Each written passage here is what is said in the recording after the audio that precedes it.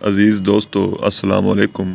آج ہم بات کر رہے ہیں کہ مرزا اسد اللہ خان غالب کے حوالے سے امتحان میں کس قسم کے سوالات جو ہیں وہ پوچھے جا سکتے ہیں اور کون کون سے سوالات امتحان میں اکثر و بیشتر آتے رہتے ہیں، کیونکہ مرزا اسد اللہ خان غالب کی شخصیت بہت بڑی ہے، تو اس حوالے سے ان پہ بننے والے سوالات بھی بہت زیادہ مختلف نوعیت کے ہوتے ہیں۔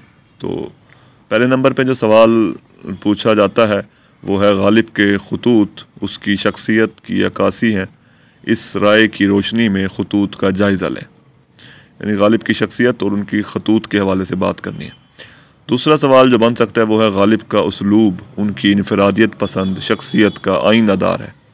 یعنی خطوط غالب میں ان کے اسلوب کی بات کرنی ہے کہ کس طرح انہوں نے انفرادیت کا جو ہے وہ اظہار اپنے خطوط میں کیا ہے۔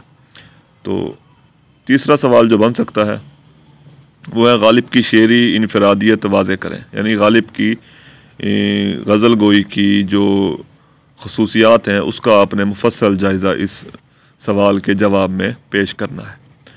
چوتھا سوال جو بن سکتا ہے وہ ہے غالب کے اسلوب نثر کی خصوصیات بیان کیجیے۔ یعنی غالب کی جو خطوط نگاری ہے اس کی خصوصیات کا آپ جائزہ اس سوال کے جواب میں پیش کریں گے۔ پانچواں سوال جو بن سکتا ہے وہ ہے غالب کا تصور حسن و عشق واضح کیجیے۔ یعنی غالب کی غزل گوئی میں جو حسن اور عشق کے تصورات پائے جاتے ہیں تو غالب نے کس طرح ان کو بیان کیا ہے اور کس طرح غالب نے حسن و عشق کے تصور میں انفرادیت سے کام لیا ہے۔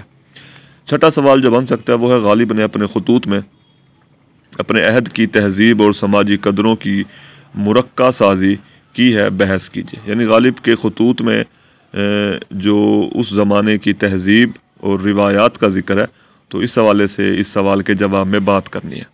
ساتواں سوال ہے کہ اسد اللہ خان غالب نے اپنے خطوط کے ذریعے اردو نثر کے اسلوب میں انقلاب برپا کر دیا ہے، وضاحت کیجیے۔ یعنی اس سوال کے جواب میں آپ نے غالب کے خطوط کی انفرادیت بیان کرنی ہے کہ غالب نے کس طرح اردو نثر کو ایک نئے اسلوب سے روشناس کرایا اور جدید اردو نثر کی بنیاد رکھی ہے۔ آٹھواں سوال جو بن سکتا ہے وہ ہے غالب نے جذبہ و احساس میں فکر و فلسفے کی آمیزش سے غزل کو بہت وسیع بنا دیا، اظہار خیال کیجیے۔ یعنی اس سوال کے جواب میں آپ یہ بات کریں گے کہ غالب کی شاعری میں جو ہمیں فکر اور فلسفے کے عناصر ملتے ہیں تو وہ کون کون سے ہیں اور غالب نے کس طرح فکر اور فلسفے کو غزل کا موضوع بنایا ہے، تو اسی حوالے سے آپ بات کریں گے۔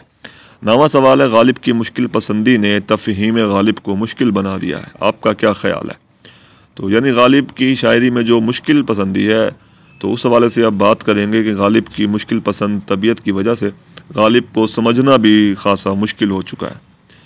10واں سوال جو بن سکتا ہے وہ غالب کی شاعری کے طنزیہ و ظریفانہ عناصر کا بھرپور جائزہ لیں۔ یعنی غالب کی شاعری میں جو ہمیں طنزیہ اور مزاحیہ اور ظریفانہ قسم کے جو عناصر ملتے ہیں اس حوالے سے آپ نے اس سوال کے جواب میں بات کرنی ہے۔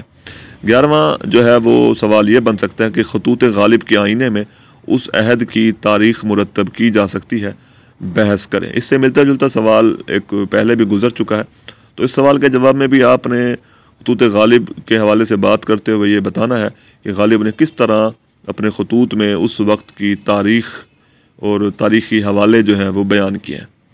12واں جو سوال بن سکتا ہے وہ یہ ہے کہ غالب نے مراسلہ نگاری کو مکالمہ نگاری بنا دیا ہے، بحث کیجیے۔ یعنی سوال کے جواب میں آپ بیان کریں گے غالب نے کس طرح خطوط لکھتے ہوئے جو ایک روایت تھی اس کو یکسر نظر انداز کیا ہے اور ایک نئی روایت قائم کی ہے اور بالکل سہل سادہ عام فہم انداز میں خطوط لکھنے کا آغاز کیا ہے۔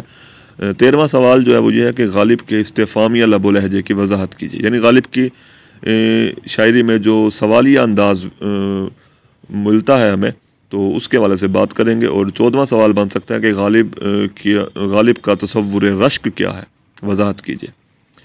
15واں سوال یہ بن سکتا ہے کہ غالب کی شعری عظمت کا محل جن بنیادوں پر قائم ہے ان کا جائزہ لیجیے۔ یعنی غالب کی شاعری کی جو خصوصیات ہیں اس کا اپنا ذکر کرنا ہے۔ اور 16واں سوال بن سکتا ہے کہ غالب کا استفہامیہ لہجہ ان کی شاعری کی معنویت کو چار چاند لگا دیتا ہے، آپ کا کیا خیال ہے؟ اس سے ملتا جلتا سوال اوپر گزر چکا ہے کہ غالب کا استفہامیہ لب و لہجہ، تو اس سوال کے جواب میں بھی آپ نے وہی بات کرنی ہے۔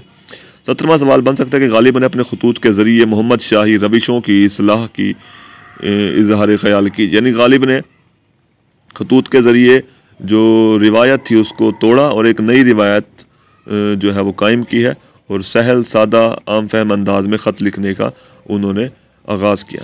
18واں سوال بن سکتا ہے کہ غالب کی شاعری میں طنزیہ مضامین کا جائزہ لیجیے، یعنی غالب نے کس طرح طنزیہ مضامین کو بھی ایک نئے انداز سے، نئے اسلوب سے بیان کیا ہے۔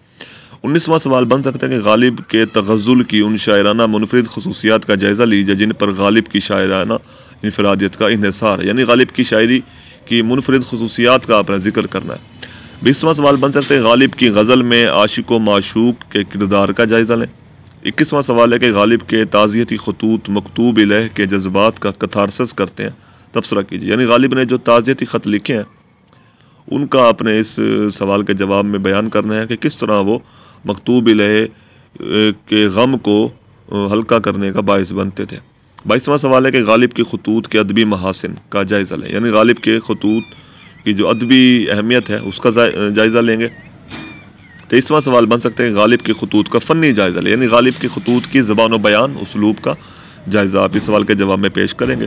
24واں سوال بن سکتا ہے کہ 1857 کی جنگ آزادی کے حوالے سے خطوط غالب کا جائزہ لیجیے، یعنی غالب نے کس طرح 1857 کے حالات واقعات اپنے خطوط میں بیان کیا۔ اور 25واں ہے کہ غالب کے خطوط کے موضوعات کا تعارف کریں، یعنی غالب نے کن کن موضوعات کے حوالے سے خط لکھے ہیں۔ اور 26واں ہے کہ غالب کے خطوط میں سیاسی حالات بھی بیان کیے گئے ہیں، وضاحت کی، یعنی 1857 کی جنگ آزادی والا سوال اور یہ سوال اسی نوعیت کا ہے کہ اس میں آپ نے اس وقت کے سیاسی حالات کا ذکر کرنا ہے جن کا غالب نے اپنے خطوط میں ذکر کیا۔